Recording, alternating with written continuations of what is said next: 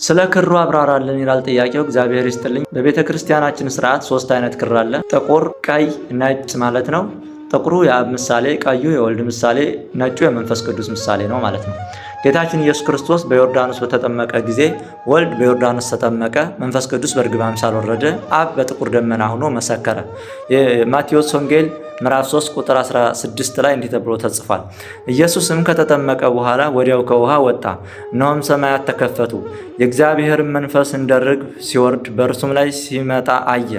እነሆም ድምፅ ከሰማያት መጥቶ በእርሱ ደስ የሚለኝ የምወደው ልጄ ይህ ነው አለ ይለናል። ስለዚህ 3 የሚመሰለው በዚህ ነው ማለት ነው። ጥቁሩ የአብ ምሳሌ ነው፣ ቀዩ የወልድ ምሳሌ ነው፣ ነጩ የመንፈስ ቅዱስ ምሳሌ ነው ማለት ነው። በ40ና በ80 ቀናችን ከተጠመቅን በኋላ ቀዩን ወይ ነጩን ያስሩልናል፣ ወይ ጥቁሩን ያስሩልናል፣ ወይ ደግሞ 3ቱን ባንዴ ገምደው ያስሩልናል ማለት ነው። ቀዩን ካሰሩልን የክርስቶስ የደሙ ምሳሌ ነው ወይ ደግሞ የክርስቶስ ምሳሌ ነው። ነጩን ካሰሩልን መንፈስ ቅዱስ በርግብ አምሳል ወረደ ይላል መጽሐፍ፣ ያንን በዛ ምሳሌ ነው ማለት ነው። ጥቁሩን ካሰሩልን ደግሞ አብ በደመና ሆኖ የምወደው ልጄ ይህ ነው እርሱን ስሙት ብሎ መሰከረ የሚለውን ምስጢር የያዘ ነው ማለት ነው። ያደግን ስንመጣ ከፍ እያልን ስንመጣ የምናስረው ጥቁሩን ነው። ለምንድን ነው ስንል ጥቁር የሐዘን ምሳሌ ነው። ጥቁሩን ማህተብ ባየን ቁጥር አንገታችን ላይ ባየን ቁጥር አንደኛ ምስክር ነው። እኔ ክርስቲያን ክርስቶስ ገዝቶኛል፣ በደሙ ገዝቶኛል እያልን ለዓለም እየመሰከርን ነው፣ እየሰበክን ነው።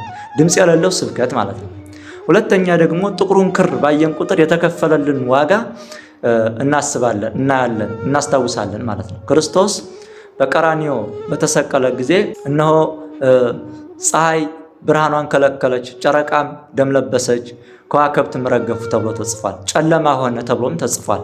ስለዚህ ሐዘን የሐዘን ምልክት ነው ማለት ነው። በመጽሐፍ ቅዱስ ከ12ቱ ሐዋርያት አቡ ቀለምሲስ ቅዱስ ዮሐንስ ወንጌላዊ ማለት ነው እድሜ ዘመኑን አልሳቀም ይላሉ የቤተ ክርስቲያን ሊቃውንት። እንዳዘነ ነበር የሚኖረው ይላሉ። እና ክርስቲያን ያንን ባሰበ ቁጥር ክርስቶስን ባሰበ ቁጥር ሁልጊዜም ስለ ኃጢአቱ እንዲያስብ ስለሱ የተከፈለውን ዋጋ እንዲያስብ ይሆናል ማለት ነው። እና ጥቁር ማሰራችን ለዚያ ነው። ሌላኛው 3 የምናስር ሰዎች አለን። በአሁኑ ሰዓት 3 መስቀል የሚያስር ሰው እየበዛ ነው። ብፁዕ ቅዱስ አቡነ ማትያስ ያሰሩትን ይዩት። ይሄ ራሱን የቻለ ምስጢር አለው። እኛ ምእመናን ግን የምናስረው ለአንገት መስቀል የተሰራ ቤተክርስቲያን የሰራችው ስርዓት አለ። የምናስረው አንድ መስቀል ብቻ ነው ማለት ነው። ቀዩንና ጥቁሩን ነጩን ክር በአንድ ገመድ ልናስር እንችላለን፣ በምስሉ ላይ እንደምታዩት ማለት ነው። መስቀሉ ግን የሚሆነው አንድ ነው ማለት ነው። 3 አይታሰርም። ይሄ ትውዝፍት ነው። ይሄ ጌጥ ለጌጥ ብለው ነው የሚያስሩት። አንዳንድ ሰው ምን ችግር አለው ሊል ይችላል። ነገር ግን እኛ ምእመናን የምናስረው አንድ ነው። ምክንያቱም እኔ ክርስቲያን ነኝ፣ ለክርስቶስ የተሸጥኩኝ ነኝ የሚል ምስክር አለው። ስለዚህ አንዱ በቂ ነው ማለት። መስቀል እንግዲህ የወርቅም ይሁን የዳይመንድም ይሁን የከበረ ድንጋይም ይሁን የእንጨትም ይሁን የብረት ምስጢሩ አንድ ነው፣ ልዩነት የለው። ምስጢሩ ምንድነው? እኔ ክርስቲያን ነኝ፣ ክርስቶስ በዚህ መስቀል ላይ ተሰቅሎ እኔን አድኖኛል ነው ምስክርነቱ ማለት ነው። የወርቅ አሰርክ፣ የብሩር አሰርክ፣ የከበረ ማዕድን ተፈልገህ እዛ ብታሰራው የመስቀል ምስጢር ያው አንድ ነው ማለት ነው። እና ይሄንን ይመስላል። 3 የምታስሩ ሰዎች አስተካክሉ። 2ቱን ፈታችሁ ለሌለው ሰው ለሌላ ሰው ሰሩት ማለት ነው። በቂ ነው። አንዱ ብቻ በቂ ነው። አንዱን ካሰርክ ዋናው እምነት እኮ ነው። አንዱን ካሰርክ በቂ ነው። ብፁዓን አባቶች ጳጳሳት ራሱን የቻለ እንትን አለው ማለት ነው። የሚያስሩበት ራሱን የቻለ ምክንያት አለው። ሌላኛው መቁጠሪያ አንገት ላይ የምታስር ሰዎች ያልመነኮሰ ሰው መቁጠሪያ አንገቱ ላይ አያስርም ማለት ነው። ይሄን ደግሞ ያዙልኝ እና ይሄንን ይመስላል። ጥቁር ማሰራችን የአብ ምሳሌ ነው ማለት ነው። ጥቁር የአብ ምሳሌ፣ ቀይ የወልድ ምሳሌ፣ ነጭ የመንፈስ ቅዱስ ምሳሌ። 3 አድርገን ስናስር እግዚአብሔር በስም 3 በአካል 3 በግብር 3 ነው እያልን ነው ማለት ነው። ምስጢረ ሥላሴ አብ ወላዲ፣ ወልድ ተወላዲ፣ መንፈስ ቅዱስ ሰራጺ። አብ የራሱ ስም ነው፣ ወልድ የራሱ ስም ነው፣ መንፈስ ቅዱስም የራሱ ስም ነው። አብ ወልድ መንፈስ ግን አንድ አድርገን ነው የምናስረው። እግዚአብሔር አንድ ነው ስንል ነው ማለት ነው። እግዚአብሔር ዓለምን በመግዛት ዓለምን በመፍጠር ዓለምን በማሳለፍ በመለኮቱ አንድ ነው።